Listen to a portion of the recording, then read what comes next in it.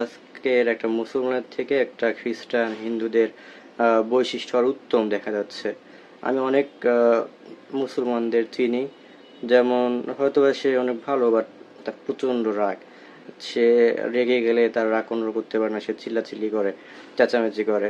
আবার দেখেন ব্যাংকে অনেক জায়গায় অনেকে চাকরি করে, 5 ওয়াক্ত নামাজও পড়ে, সেখানে দেখা যাচ্ছে যে নামাজের শুরুর আগে সে একবার সুদ টুট খায়, ঘুষ খায়, এরপর নামাজে দাঁড়ায়, আবার নামাজ শেষ করে আবার সে সুদ খাচ্ছে। তো এভাবে আপনার অনেক দোকানদার আছে যারা হচ্ছে 5 ওয়াক্ত নামাজ পড়ে, আবার হচ্ছে দোকানে যাওয়ার আগে মাপে কম দেয়, আবার নামাজ পড়ে এসে আবার মাপে কম দিচ্ছে। তো এটা তো একটা মুসলমানের বৈশিষ্ট্য না। এটা তো একটা মুসলমান হচ্ছে, একটা ইসলাম হচ্ছে সর্বোত্তম বৈশিষ্ট্য, সর্বোত্তম যে আচার এবং বৈশিষ্ট্য হওয়া উচিত সেগুলো ইসলামে আছে। বা হচ্ছে একটা মুসলমানের আজকের বৈশিষ্ট্য থেকে একটা আহ, খ্রিস্টান হিন্দুদের বৈশিষ্ট্য উত্তম হয়ে যাচ্ছে। মুসলমানরা এক্ষেত্রে পিছিয়ে পড়তেছে, এক্ষেত্রে দোষ যাচ্ছে কোথায়?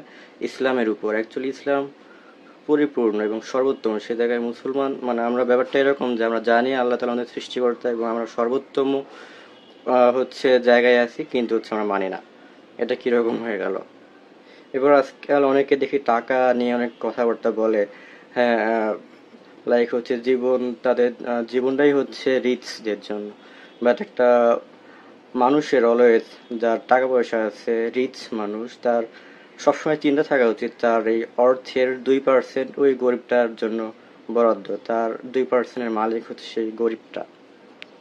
জাস্ট শুধুমাত্র কেউ বোরখা হিজাব পরে বা 5 ওয়াক্ত নামাজ পড়ে, দাড়ি টুপি পরে, এজন্যই যে সর্বোত্তম বা সে একটা ধার্মিক মানুষ, বা তার বৈশিষ্ট্যগুলো যদি ধার্মিক না হয়, তার আচার আচরণ, বৈশিষ্ট্য এসব যদি ইসলামিক ওয়েতে না হয়, অবশ্যই এটা দিয়ে জাস্ট তার এই আজ কি বলে পোশাক দেখে তার মূল্যায়ন করা যাবে না।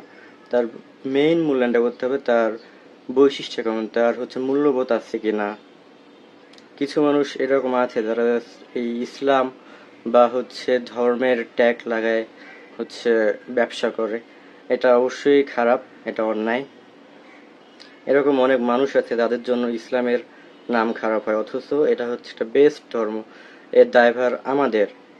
এই প্রত্যেক মুসলমানের হচ্ছে দায়ভার আছে ইসলামকে সর্বোত্তম রাখা, ইসলামের বৈশিষ্ট্যগুলো মেনটেন করা, ইসলামের যে মর্যাদা সেটা সঠিকভাবে রাখা।